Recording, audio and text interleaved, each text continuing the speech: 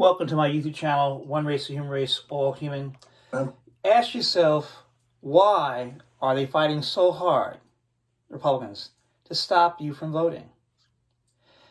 According to Article 1, Section 4, Clause 1 of the United States Constitution, it gives the Congress the right to regulate time and place, manner, and fashion for elections when it deals with federal elections. That means members of the United States House of Representatives and United States Senate. The power is in the hands of Congress to determine how those elections are held and to make sure that all votes are counted. All lawful votes are counted, and whoever wins, wins. Today is Thursday, October 28th, 2021. A Democratic or Republican issue. It is an American one. And I will fight until the death to make sure every citizen has that right to vote. If not us, then who? If not now, then when? God of the Lord universe is so long, but it being toward justice. It is deadly wrong to deny any of your fellow Americans the right to vote in this country. Our work is not finished. Right now, public officials across the country are carrying out a process known as redistricting. It's happening in my state and virtually every other state. Every 10 years, following the decennial census. At this moment, state legislatures, county commissions, town councils are redrawing the lines that'll help determine the American people, who the American people elect to represent them in Congress and in their state capitals. That means for the first time since the days before Dr. King's March on Washington, congressional, state, and local government legislative districts will be drawn without the key protections of the Voting Rights Act. Because in 2013, the Supreme Court issued its 5-4 decision, Shelby County versus Holder. It essentially nullified a key provision of the Voting Rights Act of '65, Section 5.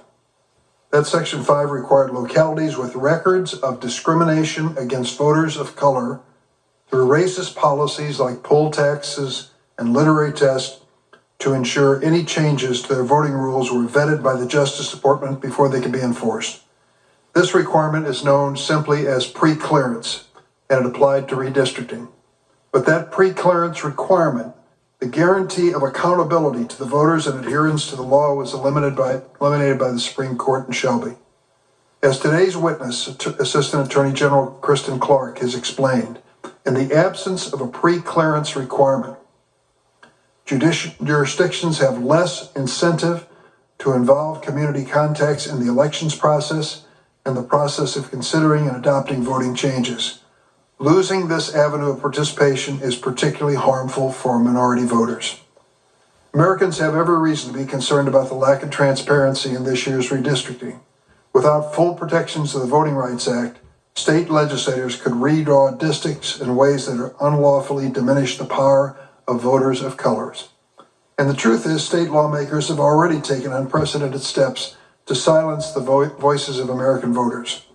This year alone, legislators throughout the country have introduced more than 425 bills with provisions to make it harder for people, particularly people of color, to vote.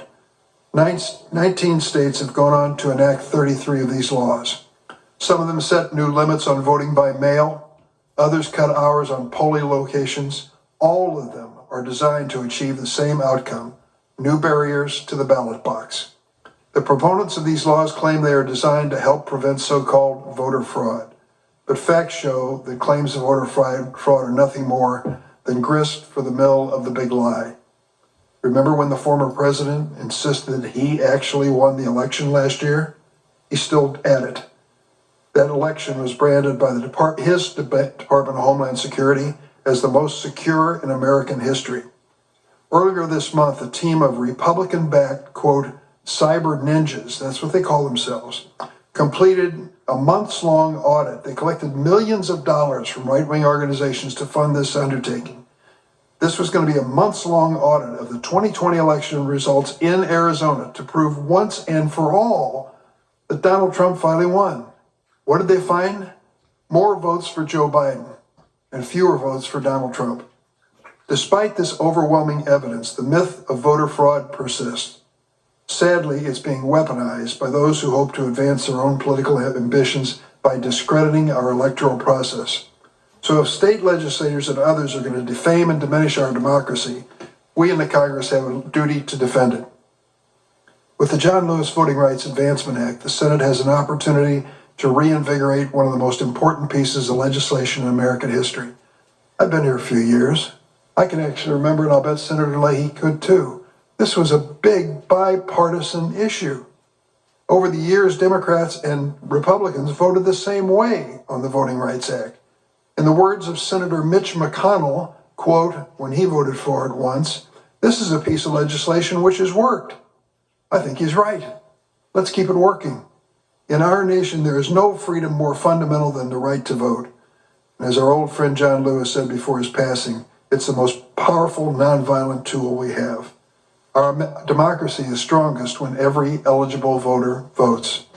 I'll now turn to Senator Leahy, the lead sponsor of the John Lewis. Oh, I'm sorry. First, it looks like I'm going to turn to my friend, Senator Chuck Grassley, and then Patrick Leahy. Senator Grassley, I'm sorry. H.R. 4 was crafted in the memory of the late Congressman John Lewis, and it's about voting rights that he fought for and appropriately honored for. The unfortunate reality is that this hearing is another attack on the Supreme Court, and this bill is yet another attempt at federal takeover of state and local elections. It wrestles control of elections away from the state and into the hands of the Biden-Harris Department of Justice and partisan lawyers backed by dark money groups. Before discussing the matter at hand, I want to say that we're grateful to have a number of extraordinary busy state officials and former state and federal officials we heard from who were eager to testify against this bill. This was even more impressive for this hearing, given that the second panel was unsettled until just last Friday. We truly appreciate all their efforts and their outreach. Revising and reviewing this bill, I can see why so many experts were willing to rearrange their schedules. This bill is a disaster. It penalizes states for voter ID laws, which an overwhelming majority of Americans support. Even Democrats claimed to support ID laws earlier this year. It fundamentally changes who is responsible for elections in America, replacing states with the federal government. Why change what has worked for 240 years, in which the Constitution is very clear that the manner of holding elections is up to state legislatures? This is the fourth hearing regarding voting rights in the United States Senate this Congress. We had a subcommittee hearing 2 weeks ago on the same topic, but this did not seem like a process designed to learn more from the experts and state officials responsible for running elections. It seemed rushed so that we could say that we had another hearing. Look at this bill's history. This bill has been proposed in various names and with slightly different provisions all the way back to 2015. It was proposed in direct response to the Supreme Court's 2013 decision, Shelby County. That case recognized that the landscape in America looked very different in 2013 than in 1965, when the Voting Rights Act was passed.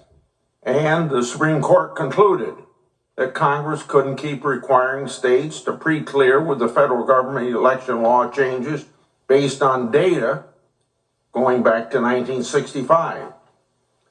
Fast forward then 8 years, and the Supreme Court again issued a decision, this time the Brnovich versus Democratic National Committee.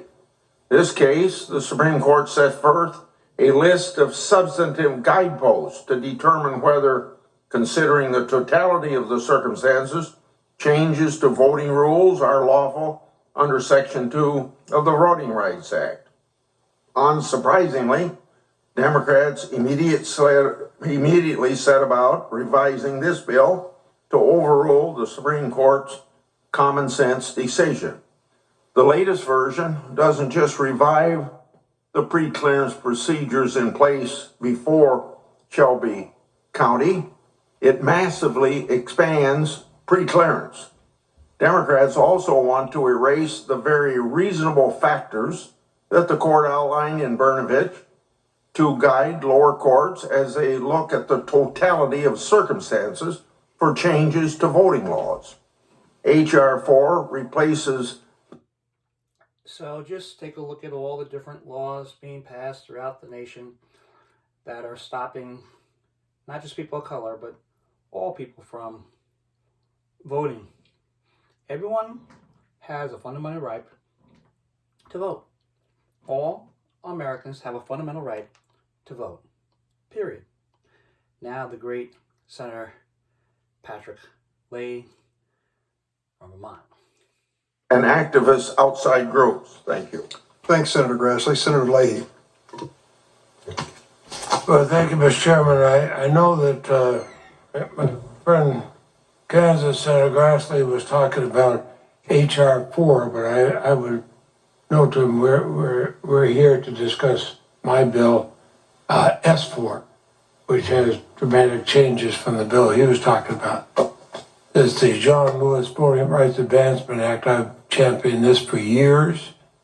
The Voting Rights Advancement Act, as you've noted, Mr. Chairman, has been bipartisan for many years, just like all the efforts to restore the Voting Rights Act before it. And I hope it continues to get bipartisan support as it has always had. Like the evolving decisions from the court that impact the Voting Rights Act, well, then this legislation also must evolve to address emerging concerns. It may be surprising to some when they hear the rhetoric to learn that the Voting Rights Act improving and strengthening and reauthorizing it has been an overwhelming bipartisan effort for decades. We seem to be in an era of toxic partisanship, and I hope that will not obscure what has for decades united us across party lines. Republican and Democratic members of this committee, voted in support of reauthorizing the Voting Rights Act of 2006. In fact, it wasn't long ago. We stood side by side to unanimously approve the 2006 reauthorization of the Voting Rights Act. We even stood together with the House and Senate members, Republicans and Democrats alike, on the steps of the Capitol. And you have about as broad a spectrum of ideologies among the Republicans and Democrats in that picture as you can imagine. So I wonder what's changed in such a short time. The belief that protecting our right to vote is bigger than party or politics, that's not novel or new. And in my state of Vermont, we fight to make sure everybody has a chance to vote. It's a belief that a system of self-government, a government of, by, and for the people, is one that is worth preserving for generations to come. And that's why the John Lewis Voting Rights Act is here. It seeks to ensure that Americans of all parties, all races, all backgrounds, they have the right to vote protected. It's not, nor has it ever been, an effort to empower one party over the other. You know, we insist on all people being able to vote in Vermont. It's not for one party or the other. In the last election, we elected a Republican governor, elected a Democrat lieutenant governor. It's not about a federal takeover of elections. It's not about empowering fraudulent voting. It's about empowering citizens to fulfill their constitutional duty and exercise their legal right to vote. And we as elected representatives of the people, I'd be able to agree that that's a right worth protecting. So the legislation I introduced yesterday is the culmination of many months of negotiation, both here in the Senate and the House, and consultation with the Department of Justice. And I couldn't help but think that's the sort of process Congressman Lewis would have embraced. The Supreme Court's Shelby County decision decreed that Congress has to build a fulsome record of current voting conditions and then premise any legislation restoring the Voting Rights Act on that record. Well, we've methodically, for years, done just that. So what does that record show? It demonstrates action from Congress is needed and demanded to defend against efforts to restrict the right to vote in states across the country. The House answered that call. They passed a bold version of the John Lewis VRA this summer. We did our part by introducing a Senate version that stayed true to the goals of the House-passed legislation and incorporated input we've received through ongoing bipartisan conversation. So this shouldn't be a partisan issue. It never has been, not in all my years here in the Senate. And I'll continue to work in good faith with senators of both parties to find common ground. Remember, we have one thing that goes beyond Democrats or Republicans, and that's protecting our precious right to vote. That's what gives democracy its name. That's more important than any party. Every one of us should recognize the sacrifices of people like our friend and hero, John Lewis. The question is, are we willing to live up to his example, put aside our differences, and do what's right for democracy? I know we can. The question is, do we have the will to try? I hope we do. Thank you, Mr. Chairman. Thanks, Senator Leahy. Senator Cruz? Thank you, Mr. Chairman. The hearings that Democrats decide to hold demonstrate their priorities, what they care about. We have a crisis raging on our southern border right now because of Joe Biden's lawless and open border policies. The head of the Biden